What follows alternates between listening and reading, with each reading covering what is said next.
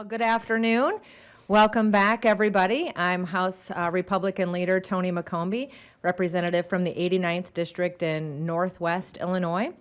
As we begin our first 2 weeks of veto session, I'm here with my Republican deputy leaders to share some of our priorities and what we would like to see accomplished and what policies should be addressed before we close out the 2023 legislative year. But before I dive into that, I would like to take a moment to express our support for Israel. Earlier this week, we learned that House Speaker Welch will not be calling forward any resolutions concerning the conflict. He noted that this is an international issue, and instead we should focus on our own state and what is happening in Illinois. Well, to say that, I would say to the Speaker that he has called several resolutions concerning international issues. This conflict is relevant to our state. The Speaker himself recently has taken a delegation to Israel, and Illinois residents were taken hostage by Hamas terrorists. We are a part of this. We should not stand silently when we see terror playing out, and just months after our chamber welcomed the Consul General of Israel. I have filed House Resolution 446, which I will ask all members of our chamber to strongly condemn the violence in the Middle East and to stand with Israel as it defends itself against the heinous acts of violence carried out by Hamas terrorists, and to support and to express our unlimited, unwavering support for the families, defenders, and the Republic of Israel. Now, as we look ahead to this week, we must take action to fix a number of issues with our state government agencies, where we have seen continual cases of mismanagement and disarray, issues that have been ongoing and have continued to be left unaddressed. We must do our job. We must ensure that government services are rendered and that there is accountability and transparency. In DCFS, we are continually putting our children and workers at risk. IDF-PR, our caucus started conversation months ago with the department and the issues preventing people from getting to their jobs. DOC, the audit illustrating the lack of reporting sex offenders.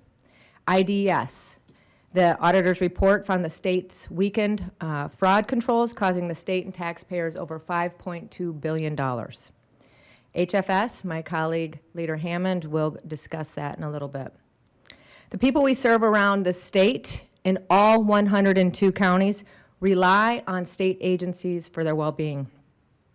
We haven't seen in leadership, what we haven't seen in leadership from the Democratic leaders to address the missteps, and that includes the failure of the leaders to bring Republicans to the table or move any of our legislation forward that would bring solutions to the problems that we are seeing and hearing from our constituents and their constituents around the state.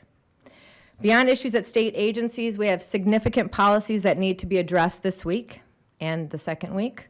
That would be SB 76, the administration's push to go green. We must have a pathway to provide reliable, affordable, and sustainable energy, and that is through nuclear power, so we must lift that moratorium. Tax reform. Families continue to deal with the rising cost of living in Illinois, and we must make finding tax relief a priority. Yet, we continue to hear conversations that they're going to be increasing our overall tax burden. Paid time off. Paid time off comes into effect January 1 of 2024. As it was written, there was many unintended, I would like to think, unintended consequences on that bill that we need to have addressed. And the sponsor of the bill said that there would be a trailer bill, so we need to have that over veto as well. There will be significant consequences for small businesses, not-for-profit organizations, and local governments across the board. Lastly, transparency in our closing fund clause.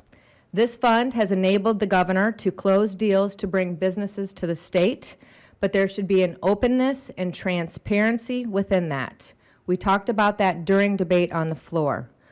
All legislative leaders, and that includes Republicans, should be involved in that process. So I filed HB 4152 to amend that process.